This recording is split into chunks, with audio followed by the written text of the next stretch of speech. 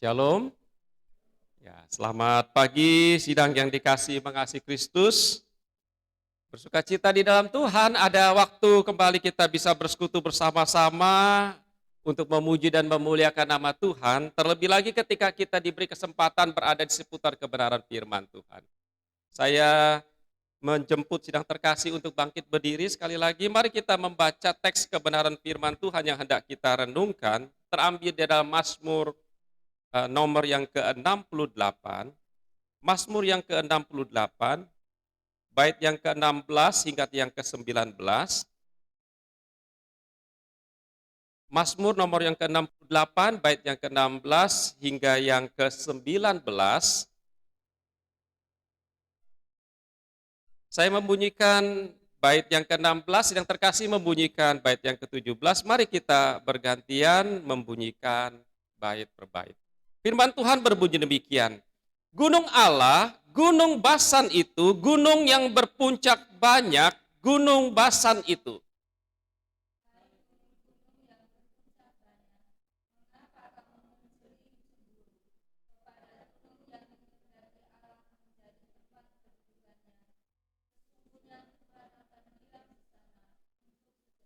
Kereta-kereta Allah puluhan ribu, bahkan beribu-ribu banyaknya, Tuhan telah datang dari Sinai masuk ke tempat kudus.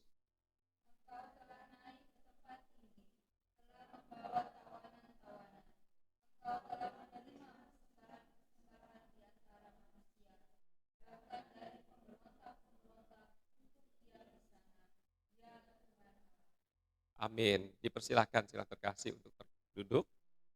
Sidang yang dikasihi Kristus Tuhan, Kamis yang lalu kita memperingati hari kenaikan Kristus Yesus Tuhan kita ke sorga. Itu bukan hanya sebuah peristiwa momentum yang kita peringati dari tahun ke tahun. Tapi di balik daripada peristiwa itu pasti ada sebuah catatan sejarah dan makna daripada catatan sejarah bukan hanya untuk memberkati orang-orang pada saat itu juga hendak memberkati kita pada masa kini. Kalau kita melihat tentang tradisi gereja mula-mula, ketika gereja mula-mula di Yerusalem membaca Mazmur yang ke-68 ini, Mazmur yang ke-68 ini adalah Mazmur yang berseri dari Mazmur yang ke-65, 66, 67, dan 68. Jadi 4 seri ini dibacakan sebuah tradisi daripada gereja mula-mula. Dan kita melihat fokusnya adalah Mazmur yang ke-68 ini, seri yang keempat atau jilid yang terakhir. Ini adalah sebuah prosesi liturgi di dalam perayaan umat Tuhan ketika umat Tuhan diiring oleh Musa pergi ke Gunung Sinai. Dan Allah menampakkan kemuliaannya di atas Gunung Sinai. Dan prosesi itu juga diikuti oleh Raja Daud. Musa maupun Daud hendak memuliakan Allah di atas gunung Tuhan. Oleh karena itu, Mazmur yang ke-68 ini, khususnya di stansa yang kelima, Mazmur 68 itu dibagi menjadi 9 stansa. Kalau sidang terkasih memperhatikan, stansa yang pertama dari bait yang pertama hingga bait yang keempat, stansa yang kedua, bait yang kelima hingga bait yang ketujuh, dan seterusnya. Dan yang hendak kita fokuskan pada pagi hari adalah stansa yang kelima, berbicara tentang gunung Allah, gunung Basan itu, gunung yang berpuncak banyak, gunung Basan itu, hai gunung yang berpuncak. Bahwa gunung Allah, kemuliaan Allah itu melampaui daripada apapun juga. Apalah artinya ketika kita merenungkan peristiwa kenaikan Tuhan Yesus ke surga bagi kita gereja, bukan hanya gereja mula-mula, tapi juga gereja masa kini. Bukankah itu berbicara bahwa dia naik ke sorga, itu berarti dia penuh dengan kemuliaan. Bukankah itu juga berbicara bahwa kemuliaan Allah itu, pemerintahan Allah atas semesta ini, itu juga memerintah atas jemaat Tuhan pada masa kini. Termasuk jemaat Tuhan di GKIN Bukit Harapan. Tuhan masih memerintah. Tuhan masih berdaulat atas pekerjaan Tuhan di tempat ini. Jadi stansa yang kelima ini berbicara tentang gunung Tuhan yang melampaui gunung-gunung yang lain. Di mana kita hendak mensandingkan Tuhan kita dengan Tuhan yang lain. Tidak ada. Allah ilah-ilah di dalam dunia ini tak takluk kepada Tuhan kita. Tuhan kita yang berasal dari sorga kembali ke sorga. Pemerintahan Allah adalah pemerintahan yang berlangsung dari dulu, sekarang, bahkan sampai selama-lamanya.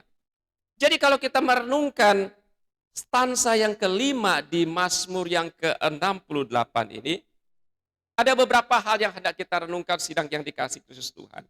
Jadi ini berbicara tentang apa? Ketika kita dibawa dalam perenungan berbicara tentang kalau gereja mula-mula mengatakan ini adalah Mazmur yang berbicara tentang kenaikan Tuhan Yesus ke sorga. Ini ada sebuah pujian yang secara tidak langsung merefleksikan tentang kemuliaan Allah. Yang memprediksi tentang Kristus Yesus yang bukan hanya datang ke dalam dunia ini, tapi juga Yesus yang telah datang ke dalam dunia, Yesus yang telah menjadi manusia, Yesus yang mati, Yesus yang bangkit, dan Yesus juga yang naik ke sorga. Jadi yang pertama, ini adalah sebuah peristiwa berbicara tentang kisah yang berkesinambungan. Ada kontinuasi dari satu peristiwa ke peristiwa yang lain. Jadi gereja mula-mula memperingati ini adalah sebuah kontinuasi. Peristiwa inkarnasi, peristiwa kematian Kristus Yesus, peristiwa kebangkitan Tuhan Yesus, dan peristiwa dia naik ke sorga yang memerintah dari dulu, sekarang, bahkan sampai selama-lamanya.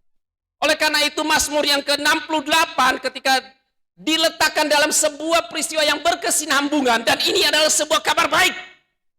Bila gereja mula-mula masih memberitakan kabar baik, kabar tentang inkarnasi Kristus, kabar tentang keselamatan di dalam Kristus Yesus Tuhan kita, apakah gereja masa kini masih terus memberitakan tentang kabar baik? Kristus yang telah mati, Kristus yang bangkit, Kristus yang telah naik ke surga. Oleh karena itu Mazmur pasal 68 di ayat yang kedua dia mulai berkata, Allah bangkit, maka terserahlah musuh-musuhnya, orang yang membenci dia melarikan diri dari hadapannya. Di manakah musuh-musuhnya? Tidak ada. Maut pun telah ditaklukkan ketika Yesus mati.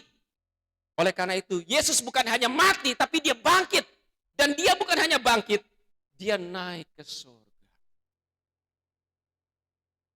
Gereja yang tidak memberitakan tentang Injil adalah gereja yang mati. Oleh karena itu, biarlah kabar baik ini terus didengungkan. Kabar keselamatan ini terus dideklarasikan oleh anak-anak Tuhan yang menerima keselamatan di dalam Kristus Yesus Tuhan kita. Gereja tidak boleh berhenti memberitakan tentang inkarnasi Kristus. Kabar baik, Injil itu berbicara tentang apa?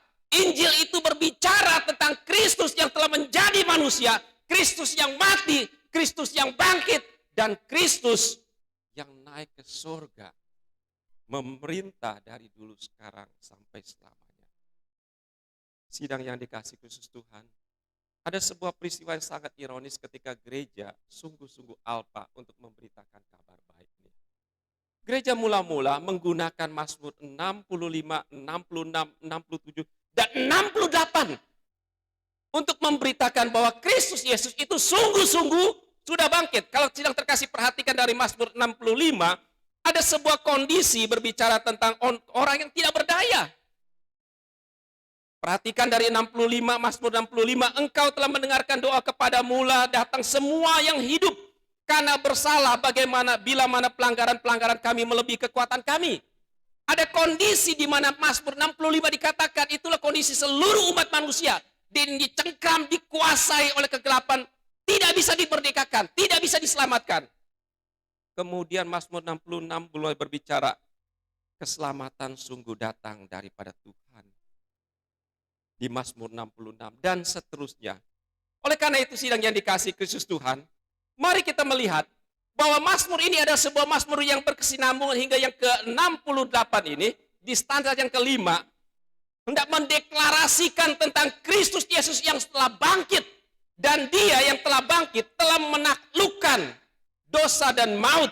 Dan bukan hanya menaklukkan dosa dan maut, ayat yang ke-19, Mazmur itu berbicara, engkau telah naik ke tempat tinggi dan engkau membawa tawanan-tawanan.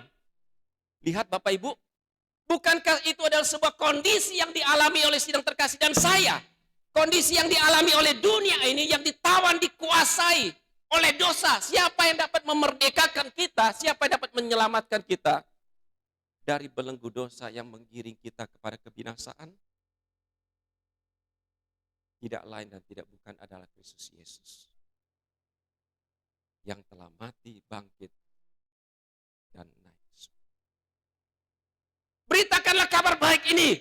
Sampaikanlah kepada orang-orang yang kita kasihi. Sampaikanlah kepada keluarga kita. Sampaikanlah kepada tetangga kita. Sampaikanlah sampai ke ujung-ujung bumi. Kabar tentang kebangkitan Kristus, kenaikan Kristus Yesus ke surga. Dan pekerjaannya tak pernah berhenti memakai sidang terkasih dan saya untuk memberitakan kabar baik. Sidang yang dikasih Kristus Tuhan, bagian yang kedua, bukankah ayat yang ke-19 berbicara tentang bahwa ia yang naik ke tempat tinggi telah membawa tawanan-tawanan. Dan bukan hanya ia membawa tawanan-tawanan, orang yang dijajah, orang yang dibelenggu, orang yang diikat oleh kuasa kegelapan, dimerdekakan di dalam Kristus Yesus. Ia yang naik ke surga, ia juga di situ dikatakan menerima persembahan-persembahan di antara manusia. Bahkan dari pemberontak untuk diam di sana, ya Tuhan Allah. Apakah yang dimaksud dengan ia menerima persembahan? Di dalam Efesus pasal yang keempat, dikutip oleh Rasul Paulus, Efesus pasal yang keempat, sidang yang dikasih Kristus Tuhan, bisa memperhatikan teks ini. Efesus pasal yang keempat dikutip oleh Rasul Paulus, dan ini adalah sebuah tradisi yang dipakai oleh gereja mula-mula juga. Berbicara tentang nubuatan ini, nyanyian yang mengarahkan kepada Kristus Yesus Tuhan kita. Efesus pasal yang keempat berbicara demikian di ayat yang ke-8. Tak kala ia naik ke tempat tinggi, ia membawa tawanan-tawanan. Dan bukan hanya ia membawa tawanan-tawanan, orang yang dijajah, dibelenggu, dikuasai oleh kegelapan, yang dimerdekakan di dalam kebangkitan Kristus Tuhan kita, kemudian ia memberi pemberian-pemberian kepada manusia. Apakah yang dimaksud bahwa ia telah memberikan pemberian-pemberian kepada manusia? Dalam hal ini menjadi lebih jelas lagi, pemberian-pemberian kepada gereja, kepada umatnya, kepada orang-orang yang percaya kepada dia. Perhatikan sidang yang dikasih Kristus Yesus. Saya lanjutkan setelah ayat yang ke-8, ayat yang ke-9 dan 10 seterusnya. Bukankah ia telah naik, berarti ia telah turun ke bagian bumi yang paling bawah. Ia yang telah turun, ia juga yang telah naik jauh lebih tinggi daripada semua langit untuk memenuhkan segala sesuatu. Kemudian ayat yang ke-11, dan ialah yang memberikan baik rasul-rasul maupun nabi-nabi, baik pemberita-pemberita Injil maupun gembala-gembala dan pengajar-pengajar. Sidang yang dikasih Kristus Tuhan, Martin Luther berkata ketika dia bangkit dari antara orang mati, sesungguhnya ketika dia turun ke dalam kerajaan maut, dia sedang menegakkan panji-panji kemenangan. Dia merebut jiwa-jiwa yang dibinasakan oleh kuasa dosa dan maut itu. Dia bangkit dan dia mendeklarasikan dia sungguh-sungguh menang. Oleh karena itu gereja diberi pemberian-pemberian oleh Tuhan. Pemberian-pemberian yang terindah di mana Kristus naik ke sorga dan tidak meninggalkan gerejanya adalah gereja memberi karunia-karunia kepada Tuhan, memberi karunia-karunia kepada gerejanya. Apakah sidang terkasih bersuka di dalam Tuhan atau bersyukur bahwa Tuhan memberi keluarga gembala di tempat ini? Lihat apa yang diberikan. Tuhan memberi nabi-nabi, Tuhan memberi rasul-rasul, Tuhan memberi pemberita-pemberita Injil, Tuhan memberi gembala-gembala, Tuhan memberi pengajar-pengajar. Tuhan tak pernah meninggalkan kita. Dia naik ke surga dan dia juga memberikan rupa-rupa karunia dan mengucap syukur kepada Tuhan. Ada guru-guru sekolah minggu yang melayani anak-anak kita. Ada pengurus kaum muda, ada bapak dan ibu gembala yang melayani sidang jemaat Tuhan di tempat ini. Apakah bapak ibu mendoakan keluarga gembala di tempat ini? Karena pemberian yang terindah adalah keluarga hambanya. Jangan alpa terus menopang keluarga hambanya di tempat ini. Apakah bapak ibu melihat bahwa Tuhan memberi rupa-rupa karunia untuk memperlengkapi pekerjaan tangan Tuhan di tempat ini. Bagaimana kalau seorang gembala hanya melayani tanpa didukung oleh jemaat Tuhan, tanpa didukung oleh majelis gereja Tuhan? Bukankah pekerjaan Tuhan ini pun tidak akan sampai kepada titik maksimal? Oleh karena itu topang keluarga hambanya di tempat ini. Oleh karena itu mari Tuhan beri rupa-rupa karunia untuk memperlengkapi gerejanya. Tuhan kita naik ke surga, tapi Tuhan yang naik ke surga itu tidak pernah meninggalkan gerejanya. Dia memberi pemberian-pemberian kepada gerejanya.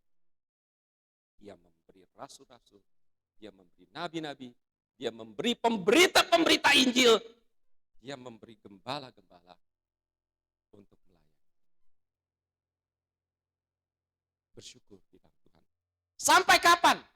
Bukankah dari bagian kebenaran firman Tuhan sampai untuk memperlengkapi gerejanya supaya gerejanya itu mencapai kesatuan iman, ayat yang ke-13. Ya, pengetahuan yang benar tentang Allah, anak Allah, kedewasaan penuh dan tingkat pertumbuhan yang sesuai dengan kepenuhan Kristus. Gereja jemaat Tuhan boleh, ya. Gereja atau jemaat Tuhan boleh berhenti. Boleh berhenti untuk belajar, boleh berhenti untuk mengenal Tuhan kalau sudah dewasa. Kalau sudah sampai kesatuan yang penuh di dalam pengenalan akan anak Allah. Tapi kalau sidang terkasih dan saya belum sampai serupa seperti Kristus, mari kita semua belajar bersama-sama, bertumbuh bersama-sama, supaya kita bisa dewasa sama-sama di dalam Kristus Yesus.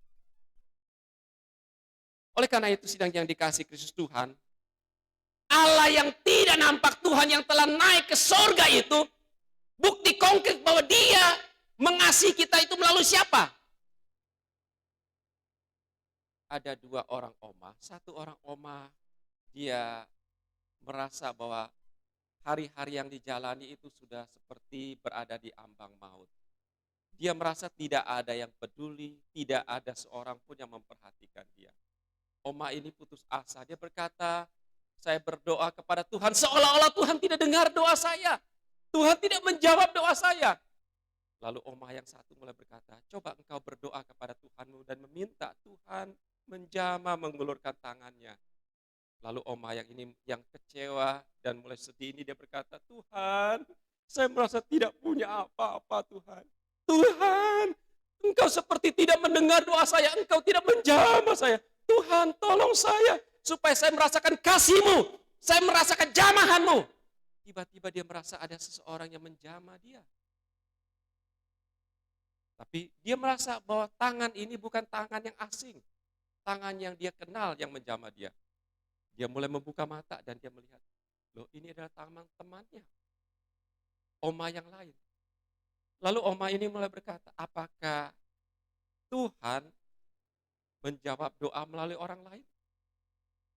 Bukankah Tuhan memakai tangan saya untuk menjamah engkau? Kepanjangan tangan Tuhan adalah keluarga gembala di tempat ini. Kepanjangan tangan Tuhan adalah majelis gereja. Kepanjangan tangan Tuhan adalah pengurus. Itu mereka dipakai oleh Tuhan untuk menjamah Bapak Ibu Saudara dan saya.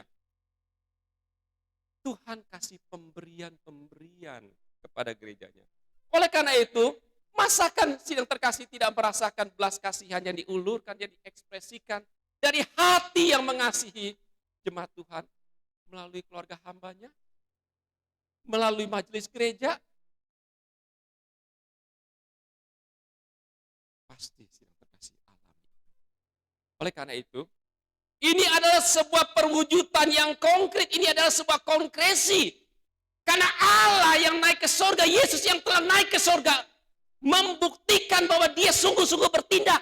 Dan dia pakai kaki kita, dia pakai tangan kita, dia pakai mulut kita untuk memberitakan kabar baik, memberkati sidang terkasih dan saya. Bukan di atas awan-awan. Sungguh ini adalah sebuah perwujudan nyata kasih Allah itu melalui kehidupan kita, orang yang percaya kepada Dia. Sidang yang dikasih Kristus Tuhan, Sekalipun di dalam dunia ini memang kita bisa mengalami kelelahan, kepenatan. Tapi Mazmur yang ke-68 mengingatkan kepada kita, jangan berhenti sidang terkasih untuk terus berjalan bersama dengan Tuhan. Sekalipun sidang terkasih mengalami kelelahan, kepenatan, tapi ketika kita di dalam Kristus Yesus Tuhan kita, Dia yang naik ke sorga, Dia juga mau mengarahkan sebuah perjalanan hidup terkasih, sidang terkasih dan saya, supaya perjalanan kita memiliki tujuan, memiliki sasaran, hanya kepada Dia. Perjalanan hidup kita ini adalah sebuah perjalanan yang akan konsumasinya, akhirnya adalah sidang terkasih bertemu dengan Dia muka dengan muka. Benar sidang terkasih? Kita bisa lelah secara fisik. Hambanya di tempat ini, Pak Ade Eli juga sudah lelah. Saya juga 2 hari ini kelelahan. Ada banyak kelelahan kesakitan. Bapak Ibu yang sudah lanjut usia juga bisa kelemahan ya secara ragawi. Tapi ingat, ini bukan akhir sebuah perjalanan. Akhir sebuah perjalanan dengan sebuah kepastian bahwa arah kita sudah benar. Ya, kalau kita sudah pasti arah kita sudah benar, maka kita akan mencapai tujuan itu dengan tepat bertemu dengan Tuhan kita, Yesus Kristus. Konsumasinya adalah kita bertemu dengan Dia. Oleh karena itu sidang terkasih dan saya diingatkan, sebuah perjalanan iman, biarlah sidang terkasih dan saya seperti gadis-gadis yang bijak. Jadilah gereja yang bijak. Ada kisah perumpamaan tentang 5 orang gadis yang bijak dengan 5 orang gadis yang bodoh. Gereja Tuhan adalah gereja dalam sebuah penantian. Oleh karena itu, di hari ini ada sebuah pemberitaan tentang Kristus yang datang, yang telah naik ke sorga adalah Kristus yang akan datang kembali dengan cara yang sama. Oleh karena itu, sidang terkasih dan saya, gereja di tempat ini adalah gereja sedang penantian. Kita menantikan kedatangan mempelai laki-laki. Oleh karena itu, berjaga-jagalah sidang terkasih. Jangan biarkan sidang terkasih dan saya tidak mengenakan pakaian pesta. Jangan biarkan sidang terkasih dan saya tidak memakai jubah putih. Sebuah hal yang melekat kekotoran-kekotoran, biarlah kita sudah dibersihkan di dalam Kristus. Kita tampil dengan jubah putih, dibasuh oleh darah Kristus anak domba Allah. Dan kita bertemu dengan Dia muka dengan muka. Biarlah kita seperti gadis-gadis yang bijak, sambil menantikan mempelai laki-laki itu membawa pelita dan membawa buli-buli berisi minyak. Supaya jangan padam pelita kita. Dunia bisa menghembuskan berbagai angin rupa-rupa pengajaran dan bisa memadamkan pelita kita itu. Tapi kalau kita berjaga-jaga dan berdoa membawa buli-buli berisi minyak, mengisi hati kita dengan kebenaran firman-Nya, kita tidak akan padam. Berjaga-jaga dan berdoa. Tuhan kita yang telah naik ke sorga akan datang kembali menjemput